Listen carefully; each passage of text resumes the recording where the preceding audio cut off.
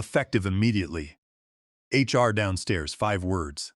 That was all Nicholas Thornton said before he dropped the termination notice onto my mahogany desk and strolled out of my office.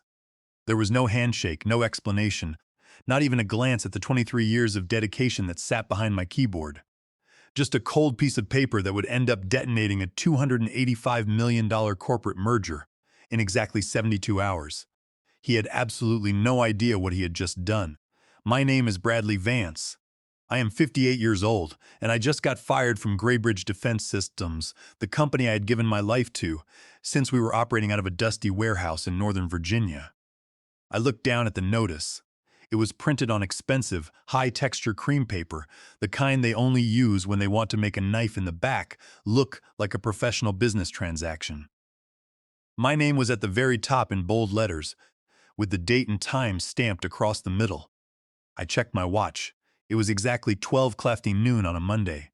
My $127,000 performance bonus was scheduled to hit my bank account Thursday at noon, precisely 72 hours from now.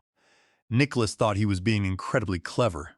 Cut me loose before payday, save the company some cash, and show his father, the CEO, that he was ready to run the place with a ruthless hand.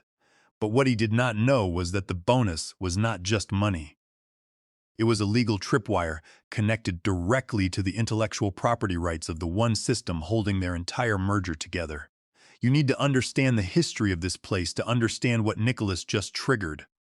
That $127,000 bonus was tied to an IP transfer clause written 12 years ago by the company founder, Colonel William Hutchinson. Bill was a retired Marine who believed that a man's word meant everything and that corporate loyalty was a two-way street. When he wrote that clause into my contract, he made sure that nobody could ever strip away what we had built. The clause was simple. If Graybridge failed to pay my annual performance bonus on time, or if they terminated my contract without cause, before the payment date, the full ownership and exclusive licensing rights of our core defense protocol, the ironclad system would automatically transfer to me. Not symbolically, but legally under 35 U.S.C. 271 and 17 U.S.C. 106.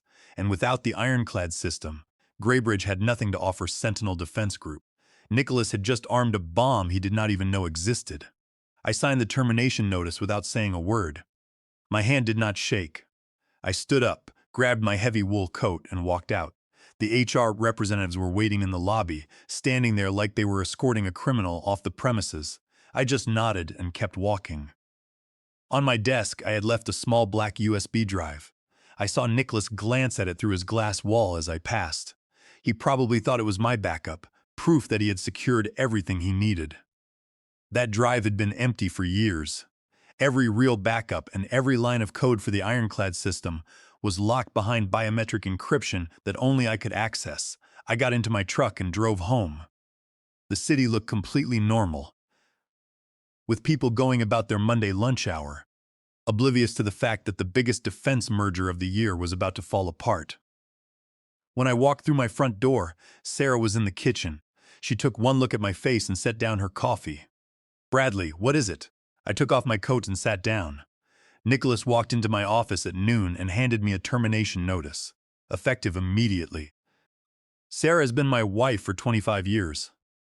She has seen me through 8 years of active Navy service, through endless all-nighters when military servers crashed, and through crises that would have broken other marriages. But this was different. Our daughter is a senior in college and our son is a junior. We still have tuition payments and a mortgage. "Why would he do that?" she asked, her voice tight. "Because he wants to cut me out before my bonus pays on Thursday. He thinks he is saving the company $127,000. But he did not read the founder's clause. In 72 hours, I will legally own the ironclad system." Sarah sat down across from me, studying my face. "What about the merger?" "It is dead without it," I replied. She was quiet for a long moment, then she said, "Bradley, you have given them 23 years. What about us? What about your health?" That question hit me harder than the termination notice. Just 3 months ago, my doctor told me my blood sugar levels were dangerously high, indicating prediabetes. He warned me that I needed to drastically reduce my stress, lose weight, and seriously think about early retirement. I had promised Sarah we would go to Montana for a whole month once this merger closed. Just the two of us, a quiet cabin by a lake, and absolutely no phones. I knew what I had promised, and I meant it. But Nicholas Thornton had just insulted my life's work, thinking he could discard me like trash. Sarah studied my face. She wasn't angry, just tired. "Finish it," she said. "But when this is over, we are going to Montana. No arguments. Deal," I replied. I went upstairs to my home office and powered up my secure workstation. A custom countdown clock appeared on my screen, its red numbers ticking down. 71 hours, 58 minutes, and 42 seconds. I looked at the numbers and thought about Bill Hutchinson. I met him 23 years ago, when I was fresh out of my Navy contractor work. Graybridge was nothing back then, just a warehouse full of engineers trying to build cybersecurity for military contracts. Bill saw something in me that first day. Maybe it was the discipline from my service. Maybe it was that we both believed the same thing. If you were going to build something, build it right and protect the people who help you do it. Over the years, I became the guy they called when everything was on fire. In 2020, when a ransomware attack hit the Eastern power grid, I was the one who stayed up 72 hours straight rebuilding our protocols from bare metal. The entire Eastern seaboard could have gone dark. We stopped it with 6 minutes to spare. When the Pentagon needed quantum-resistant encryption for networks that controlled nuclear facilities, I designed the system. When our biggest client demanded zero-day patches in 48 hours, I delivered in 36. I did not do it for awards. I did it because that is what you do when you are part of something that matters. 12 years ago, Bill asked me to meet him at a steakhouse in Arlington. It was a Thursday night, both of us exhausted from a week of crisis management. Over bourbon, he told me he had written something into my contract that nobody else knew about. "Bradley," he said, "I have been in this business long enough to see what happens when the wrong people take control. They gut everything that made a place worth a damn. I won't let that happen to what we built," he explained the clause. The annual bonus wasn't just compensation, it was a legal trigger. Once paid, the intellectual property rights for the ironclad system would transfer to me automatically. The transfer agreement was already executed, held in escrow, waiting for that payment confirmation from Graybridge's payroll system. "You will own it," Bill said. "Nobody can steal it, sell it to the wrong buyer, or run it into the ground." I remember setting down my glass. "Bill, that is your life's work." "No, it is our life's work. And I trust you to protect it more than I trust any board of directors." At the time, I thought he was being paranoid, but Bill had survived 2 tours in Vietnam. He knew how to see threats before they materialized. Now, sitting at my desk watching that countdown, I understood. Bill had seen this coming 12 years before it happened. He had built a fail-safe and Nicholas had just activated it. The countdown on my workstation read 59 hours, 12 minutes, and 7 seconds when I woke up early Tuesday morning. Sarah was still asleep, so I went downstairs, brewed a fresh pot of black coffee, and checked my personal phone. There were already 4 missed calls from numbers I did not recognize, and 3 urgent emails from local financial reporters. Word of my sudden departure from Graybridge was already leaking out into the defense tech community. One reporter from a prominent business daily asked if I could confirm rumors about an executive shakeup at Graybridge and whether it would affect the pending Sentinel Defense Group merger. I ignored the calls and deleted the press inquiries without replying. I had set my plan in motion, and the less I said, the more panic would set in at Graybridge headquarters. On Monday night, before leaving the office, I had configured an automated email scheduled to send if my licensing credentials were not renewed before the 72-hour timer hit 0. The recipients were the 3 lead attorneys at Sentinel Defense Group, the acquiring firm. The message was simple. As of Thursday at 12 noon, Graybridge Defense Systems would no longer hold valid licensing rights to the Ironclad Protocol, rendering the entire Sentinel integration legally impossible under Section 14 of the merger agreement. Section 14 was the key personnel continuity clause, and my name was listed first as the indispensable architect of the system. Nicholas Thornton had obviously never read the fine print. By 9 a.m., my phone rang again. This time, the screen showed the name Eleanor Sullivan, the lead counsel for Sentinel Defense Group. I decided to answer. "Mr. Vance, Thank you for taking my call, Eleanor said, her voice professional but clearly strained. We have received some disturbing reports regarding your employment status at Graybridge. We were hoping you could clarify Section 14 for us. I took a sip of my coffee and kept my tone perfectly calm. Section 14 is the key personnel continuity clause, I said. It is quite straightforward. If I am no longer employed by Graybridge during the integration period, the licensing rights for the Ironclad Protocol do not remain with the company. They revert to the original developer, which is me, under the terms of the founder's agreement. There was a long, heavy silence on the line. Then Eleanor asked, "Can you confirm if those licensing rights are currently active?" "The licensing certificate was valid while I was employed," I replied. "Since my status changed yesterday at noon, you will need to ask Graybridge to produce the current certificate." She sighed deeply. "Understood, Mr. Vance. Thank you for your time." 10 minutes after we hung up, my inbox received a forwarded email chain. Someone at Sentinel had accidentally copied my personal address on an internal message. The chain was frantic.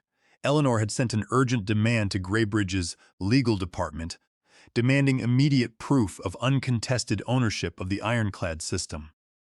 Her email stated that the absence of Bradley Vance raised a catastrophic risk to the merger's validity.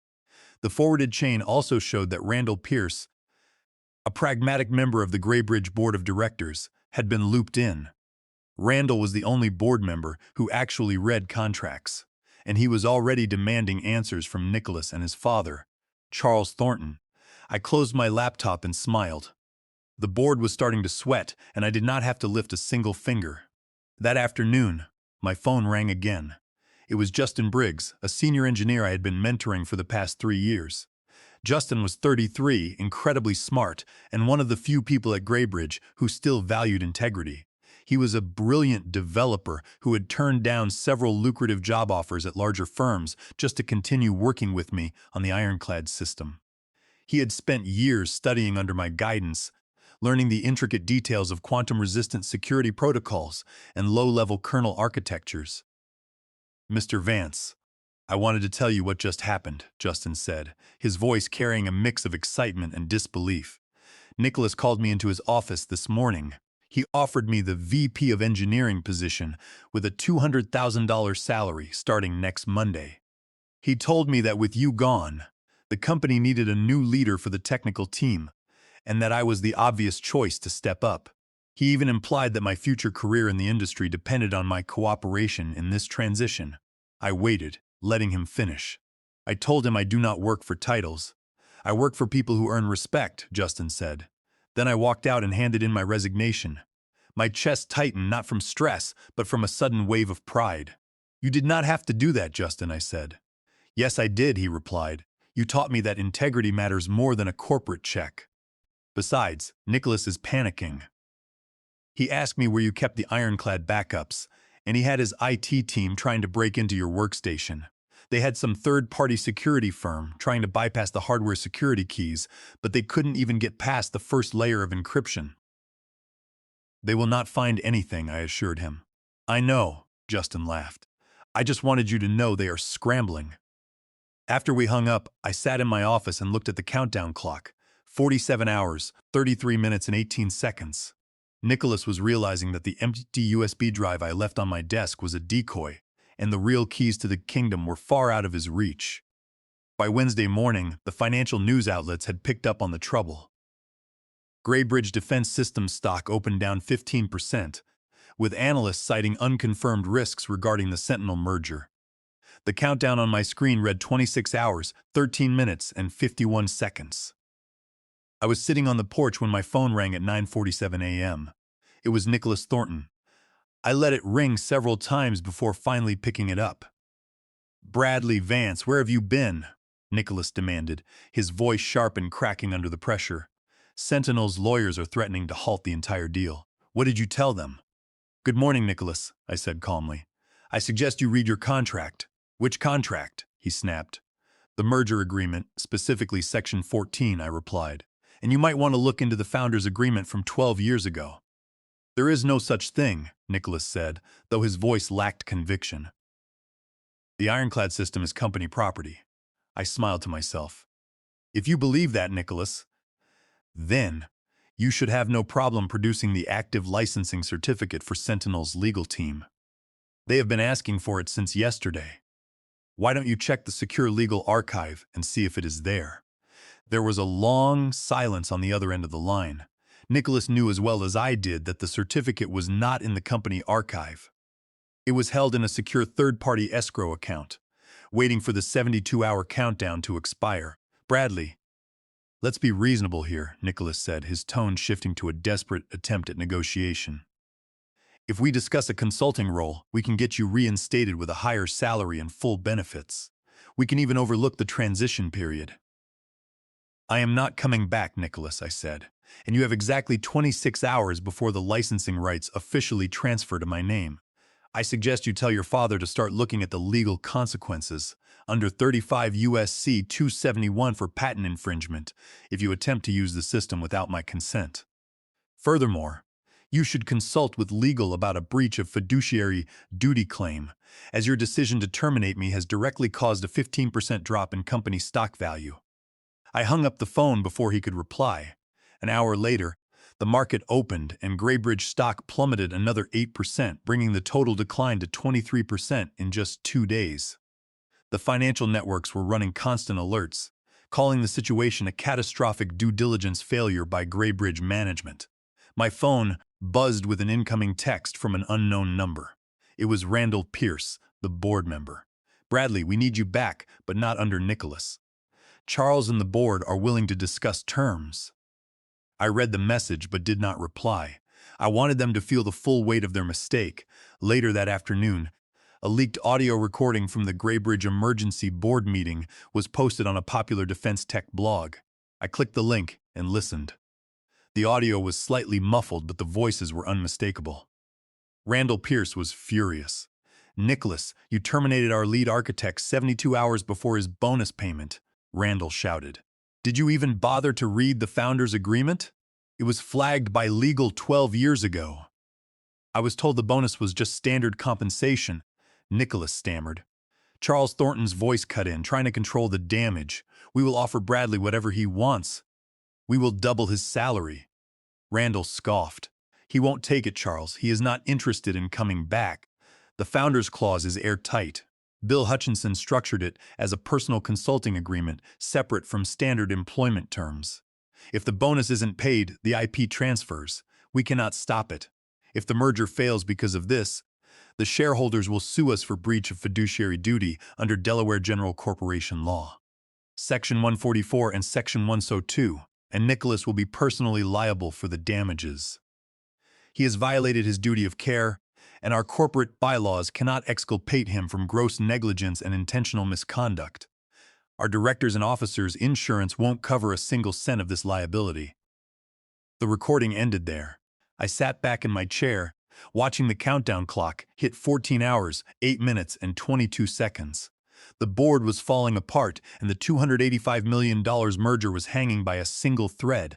Thursday morning arrived, cold and clear.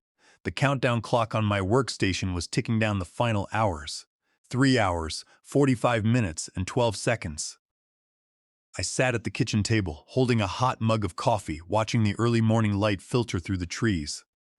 My personal phone had been ringing almost constantly, but I had placed it on silent. The board of directors at Graybridge, their legal team, and even Charles Thornton himself had left dozens of messages, but I had no intention of answering them. The time for negotiations had long passed. The company had spent years taking my labor for granted, assuming that because I was a quiet engineer, I would simply accept whatever terms they offered.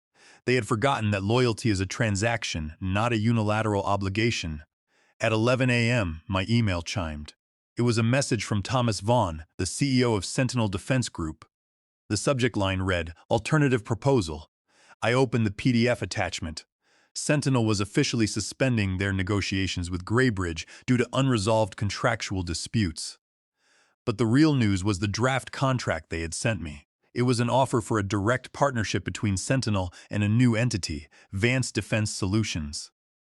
The terms were staggering: a 3-year consulting agreement, $15 million in total compensation, a significant equity stake in the deployment of the Ironclad protocol, and complete creative control over all technical decisions. The contract also specified that I could work part-time and entirely remote.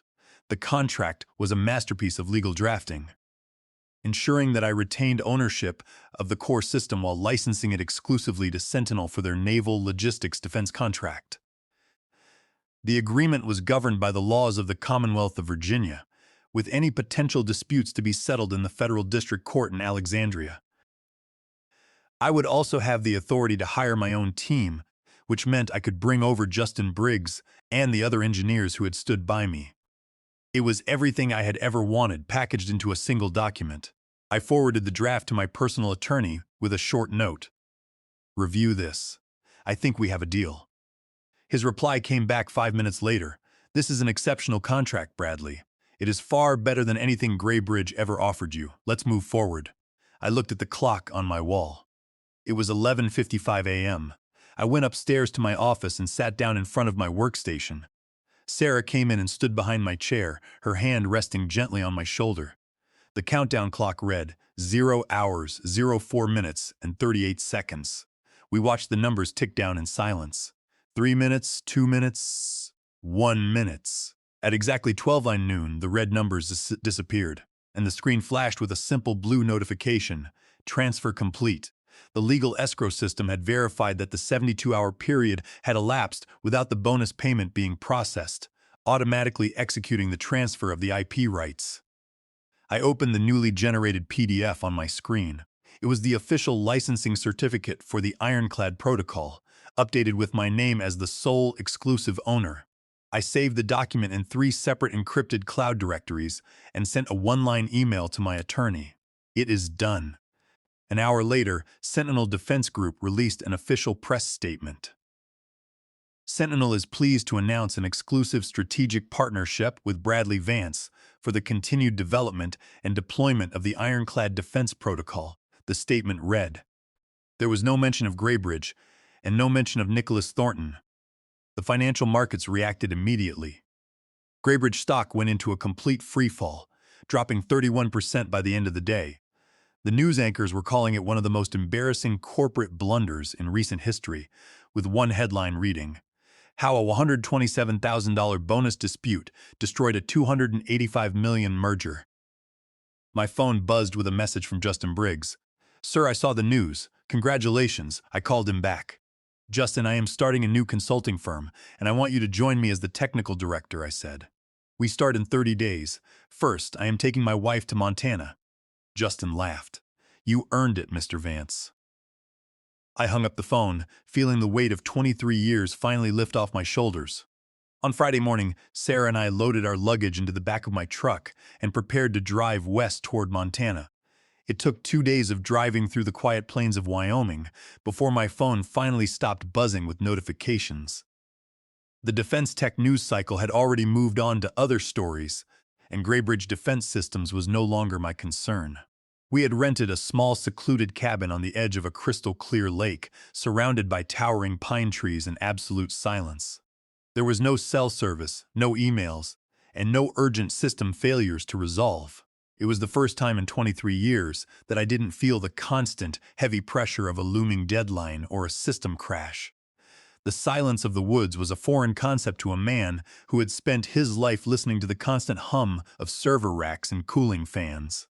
During our second week in Montana, I stood on the wooden dock and looked out at the calm water.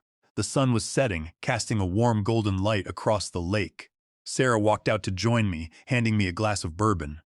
"You did it, Bradley," she said softly. "We did it," I corrected, taking a sip of the bourbon. "I could not have made it through those 23 years without you."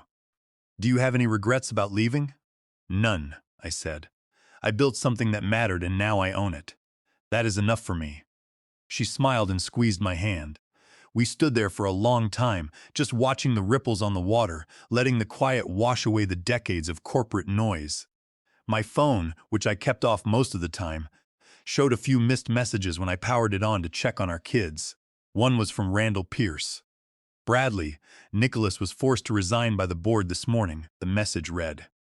"Charles is staying on, but his influence is severely limited.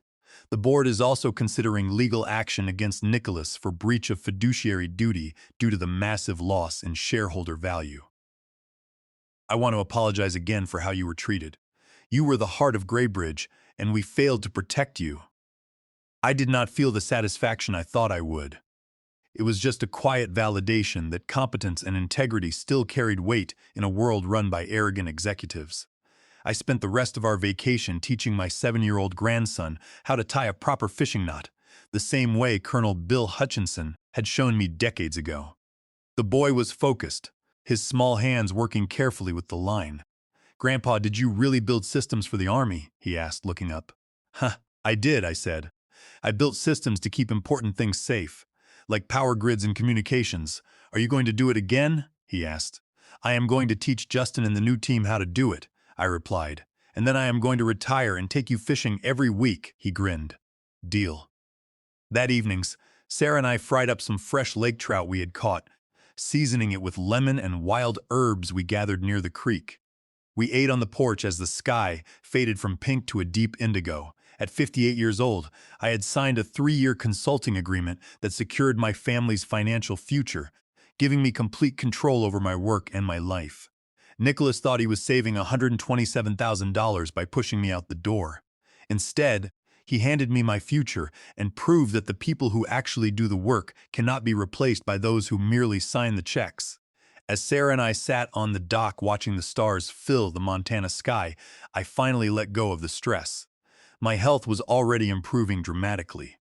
I had visited a clinic in Bozeman for a quick checkup, and my fasting blood glucose levels had dropped from a dangerous 140 down to a perfectly healthy 95. The doctor told me that removing the toxic corporate environment was the best prescription I could have ever received. The countdown was over, the chest tightness was completely gone, and the future was ours.